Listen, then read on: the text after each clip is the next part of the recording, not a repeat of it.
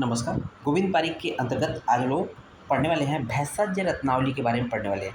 भेषज रत्नावली जो कि एक चिकित्सा के पॉइंट ऑफ व्यू से वेरी वेरी इंपॉर्टेंट ग्रंथ है, क्योंकि इसमें बहुत से बीमारियों की योग का वर्णन है और बहुत से रोगों के योग का वर्णन है, औषधियों का वर्णन है, इसलिए ये इंपॉर्टेंट ग्रंथ हो जाता है। यहाँ पर हम लोग के कंपटीशन के पॉइंट ऑफ व्यू से बहुत ही संक्षिप्त में पढ़ने वाले हैं। पर्टिकुलर योग पढ़ेंगे, औषधि पढ़ेंगे, उसका रोगाधिकार पढ़ेंगे, अगर उसमें कुछ इंपॉर्टेंट घटक है तो उसके बारे में पढ़ लेंगे बहुत ही शॉर्टकट में। तो देखेंगे सबसे पहले भेषज रत्नावली के लेखक कौन है, जब हम लोग को जानना चाहिए। श्री गोविंद दास सेन। गोविंद दास सेन का जो समय था वो 20वीं शताब्दी का था, ध्यान दीजिएगा। गोविंद दास सेन भेषज रत्नावली के लेखक है, जो अक्सर आपने रसशास्त्र में देखा ही होगा। नेक्स्ट देखेंगे, ग्रंथकार ने संपूर्ण ग्रंथ को 106 अध्याय में निबंधित किया, अर्थात यहाँ टोटल अध्याय की बात करते हैं तो 106 अध्याय होता है, जबकि जो है आपने देखा था इससे पहले 103 अध्याय था। हरि संहिता में मात्र 103 अध्याय था, और गोविंद दास सेन की जो भेषज रत्नावली है उसमें 106 अध्याय है, 3 ज़्यादा हो गया। ओके, उसको देखेंगे इन्होंने क्या किया है। इन 106 अध्यायों के अतिरिक्त ग्रंथकार ने अंत में भेषज रत्नावली परिशिष्ट, कहते हैं ना, कुछ परिशिष्ट, कुछ स्पेसिफिक चीज़ें दिया है। उसमें परिशिष्ट में क्या किया है, परिशिष्ट के साथ साथ अनुभूत योग प्रकरण नाम से 2 अध्याय लिए हैं। पहला तो रत्नावली भेषज रत्नावली परिशिष्ट, दूसरा अनुभूत योग प्रकरण। तो अनुभूत योग क्या होता है, लेखक ने अपने अनुभूत योग, अपने अनुभव के आधार पर कुछ मेडिसिन जो प्रयोग किए हैं औषधियों मतलब रोगियों पर, उसके अकॉर्डिंग उन्होंने कुछ योग बताए हैं कि पर्टिकुलर ये औषधि इस रोग में काम आती है। ठीक है, यहाँ पर देखा अनुभूत योग प्रकरण में लेखक ने अपने अनुभूत योगों का वर्णन किया है। ओके, तो देखेंगे त्वक, पत्र, फल, मूल व पुष्प को पंचांग की उपाधि दी है। तो भेषज रत्नावली ने त्वक, पत्र, फल, मूल व पुष्प को पंचांग की उपाधि संज्ञा दी है। ओके, नेक्स्ट है सन्निपातिक ज्वर में पुनः पुनः स्वेदन कराने का निर्देश किया। किसी को सन्निपातिक ज्वर हो गया तो उसको कहते हैं बार बार स्वेदन कराना चाहिए, अकॉर्डिंग टू भेषज रत्नावली।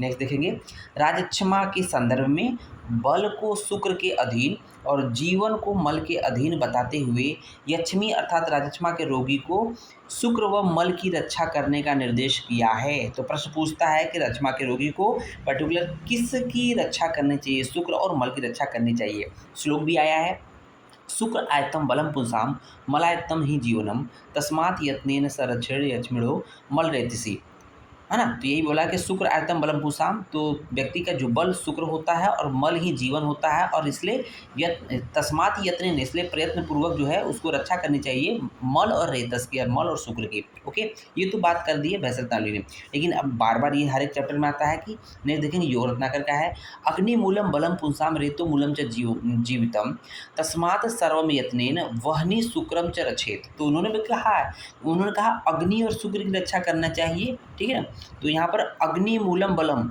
व्यक्ति का जो बल अग्नि होता है, और रेतो जो है, जो शुक्र होता है, वो जीवन होता है, इसलिए उसको यत्न पूर्वक शुक्र और अग्नि की रक्षा करनी चाहिए। ये तो बात हो गई। देखिए कि आमवात की चिकित्सा बताते हुए कि उन्होंने क्या लिखा है, लंघनम स्वेदनम तिक्तम दीपनानि कटुनी च विरेचनम स्नेहपानम बस्त्याश्च मारुते आम मारुते। तो ये कुछ यहाँ पर आमवात की चिकित्सा बताई है।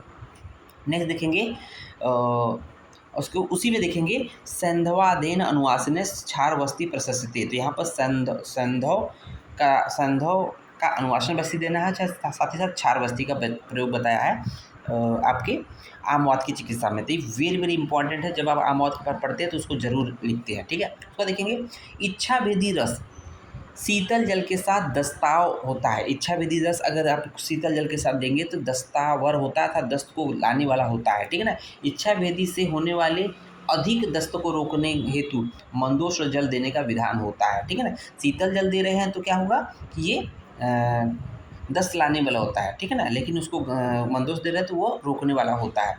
तो देखिए कि आंत्र वृद्धि में कुंडल बंधनी, जिसको ट्रस बोलते हैं, को सदैव कमर पर बांधने का निर्देश किया है। आंत्र वृद्धि में कुंडल बंधनी को सदैव कमर पर बांधने का निर्देश किया है। ठीक है, उसको देखेंगे, कुछ विशिष्ट रोगाधिकार नामक अध्याय में कुछ विशिष्ट व्याधियों का वर्णन मिलता है। ये ज़्यादा इंपॉर्टेंट है, अब तक का सबसे ज़्यादा इंपॉर्टेंट यहाँ शुरू होता है। विशिष्ट रोगाधिकार नामक अध्याय में कुछ विशिष्ट व्याधियों का वर्णन मिलता है, ध्यान दीजिएगा एक एक करके। जैसे कौन कौन से पर्टिकुलर रोगों का वर्णन मिलता है, जैसे स्वरोन्माद, गदोद्वेग, सिर्फ नाम पूछता है कि पर्टिकुलर का वर्णन किसने किया है, किसकी देन है। स्वरोन्माद, गदोद्वेग, तत्वोन्माद, चलवात, तांडव रोग, वेरी वेरी इंपॉर्टेंट है कि भेषज रत्नावली में तांडव रोग का वर्णन आया है। स्नायु रोग, स्खालित्य रोग, खंजनिका रोग, खंजनिका मतलब लंगड़ा के चलना, उरस्तोय, बहुमूत्र चिकित्सा, इसका विशेष रूप से वर्णन किया है। उसका देखेंगे, प्री स्त्री या पुरुष का संयोग करा देना ही स्वरोन्माद की प्रधान चिकित्सा बताई है। नेक्स्ट देखेंगे, गदोद्वेग को अपदार्थ गद भी नाम दिया है। गदोद्वेग जो व्याधि है उसको अपदार्थ गद नाम दिया है, ये इंपॉर्टेंट पॉइंट है। तथा इसमें आश्वासन चिकित्सा, हर्ष चिकित्सा, वात अनुलोमन चिकित्सा, अग्निदीपन व आमपाचक चिकित्सा करने का निर्देश किया है। नहीं देखेंगे, स्त्रियों में रजोरोध एवं कृमियों के कारण भी तांडव रोग की उत्पत्ति मानी है। जो तांडव रोग होता है स्त्रियों में रज के ऑब्स्ट्रक्शन की वजह से, मेंसेस के ऑब्स्ट्रक्शन की वजह से, साथ ही कृमियों के कारण भी तांडव रोग माना है स्त्रियों में। नेक्स्ट पॉइंट देखें लास्ट में, स्वकर्म से निवृत्ति ही स्खालित रोग की श्रेष्ठ औषध बोला है भेषज रत्नावली ने अर्थात गोविंदास सेन ने। नेक्स्ट देख रहे होंगे, खंजनी नामक दाल के निरंतर लगातार सेवन से खंजनिका अर्थात लंगड़ापन नामक रोग की उत्पत्ति होती है। तो बात होगी खंजनिका क्या है, लंगड़ापन, जो कि खंजनी नामक दाल के सेवन से होती है।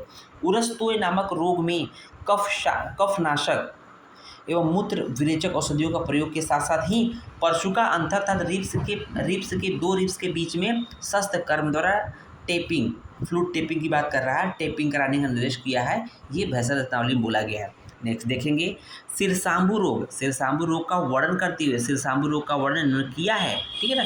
इसमें रेचक और मूत्र औषधियों के साथ साथ रक्त दोष शोधक औषधियों का निर्देश किया है। नेक्स्ट देखेंगे, यहाँ पर देखेंगे, अति व्यवाय, अभिघात व विषमासन से स्त्रियों में अंडाधार नामक व्याधि रहती है। तो अंडाधार नामक व्याधि किस में होती है, स्त्रियों में होती है। क्यों होता है, अति व्यवाय से, अभिघात से और विषमासन से, ठीक है, इतना याद रखना है।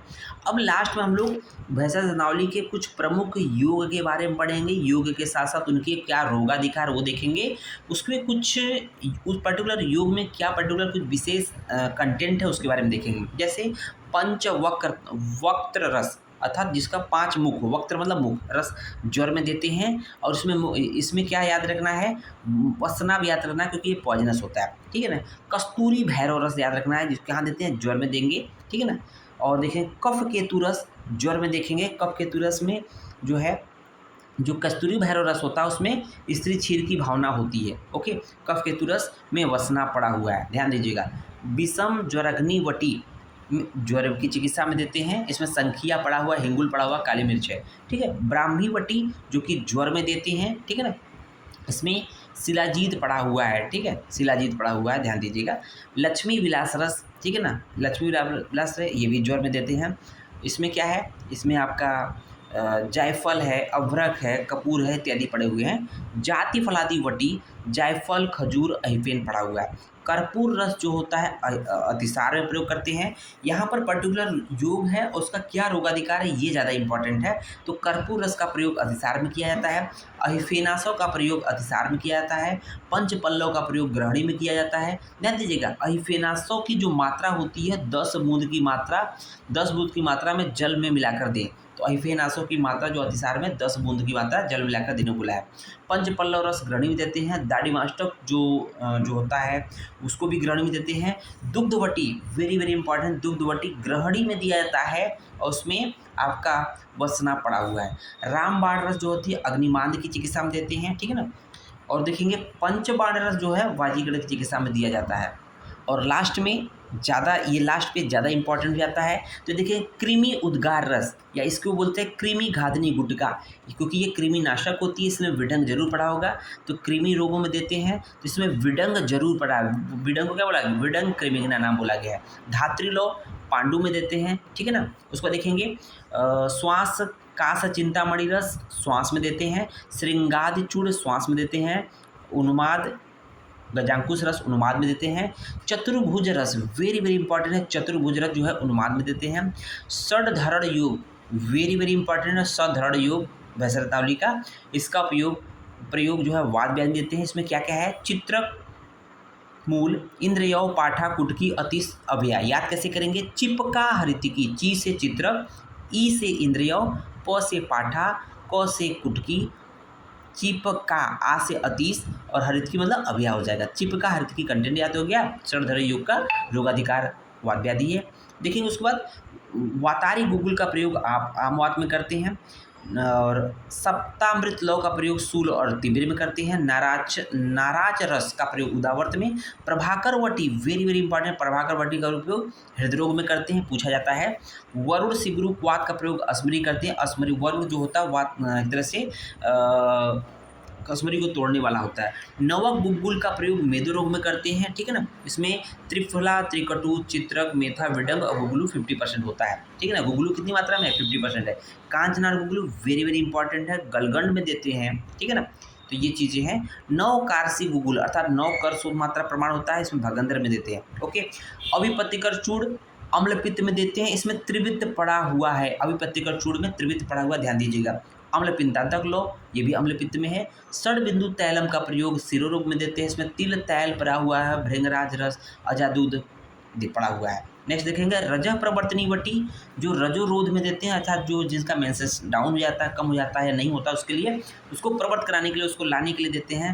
टंकड़, हिंगू, काशीस, घृत कुमारी, इसमें चड़क प्रमाण की वटी होती है, ठीक है ना। आल्सो इन हृदयावड रस, हृदयावड रस में भी चड़क प्रमाण अर्थात चने के प्रमाण की वटी बनती है। सप्तसाली वटी फिरंग रोग में देते हैं, जिसमें अकरकरा पड़ा हुआ है। और षड सकार चूड़ मृदु विरेचक होती है, जिसको कॉन्स्टिपेशन होता है, उसमें देते हैं। इसमें सनाय, शिवा अर्थात हरित की दोनों पड़ी होती है। उसको देखेंगे नेत्र बिंदु जो होता है नेत्राभिषण में देते हैं, ठीक है। यहाँ पर कुछ पॉइंट दिया है। संजीवनी वटी में जो वटी का प्रमाण होता है गुंजाफल प्रमाण का होता है। आरोग्यवर्धनी वटी का प्रमाण क्या होता है? राजकुल प्रमाण की वटी बनती है। तो इस तरह से ये चीज़ें समाप्त हो जाता है। धन्यवाद।